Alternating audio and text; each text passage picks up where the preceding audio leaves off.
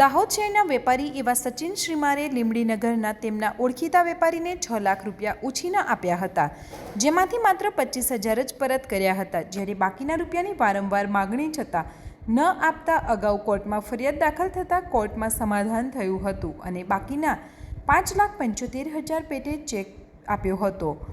શ્રીમારે check બેંકમાં રજૂ કરતા ચેક બાઉન્સ થતાં તે બદલ નોટિસ આપ્યા બાદ કોર્ટમાં ફરિયાદ થતાં કોર્ટમાં કેસ ચાલતા દાહોદની એડિશનલ ચીફ જ્યુડિશિયલ કોર્ટે આરોપી તુષાર કડિયાને 1 વર્ષની કેદ અને ફરિયાદીને 60 દિવસમાં 5,75,000 ચૂકવવાનો હુકમ કરતો ચુકાદો આપ્યો હતો. મારું નામ અલ્તાફ હુસૈન મંસૂરી છે.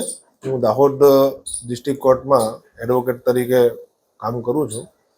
દાહોદ દર્પણ ટોકીસ પર રહેતા સચિનભાઈ પ્રવીણભાઈ શ્રીમારે તેમના લીંબડી રહેતા મિત્ર તુષારભાઈ કડિયાને 2 વર્ષ પહેલાં 6 લાખ રૂપિયા હાથ ઉછીના આપેલા અને 6 લાખ રૂપિયા તેઓએ પરત ના આપ્યા. એમાંથી 25,000 પરત આપ્યા અને બાકીની રકમ 5,75,000 પેટે તુષારભાઈએ ચેક આપેલો સચિનભાઈને અને ચેક પછી બેંકમાં દેખાડ કરતા બાઉન્સ ગયો. એ સંબંધની કાર્યવાહી કરી અને કોર્ટમાં કેસ કર્યો અને કોર્ટમાં કેસ ચાલી જતા તુષારભાઈને તકસીરવાન ઠેરવી કોર્ટે 1 વર્ષની કેદની સજા અને ચેકની રકમ ₹5,75,000 સચિનભાઈ શ્રીમાર એટલે કે ફરિયાદીને 3 મહિનામાં ચૂકવી આપવાનો હુકમ કરેલો છે.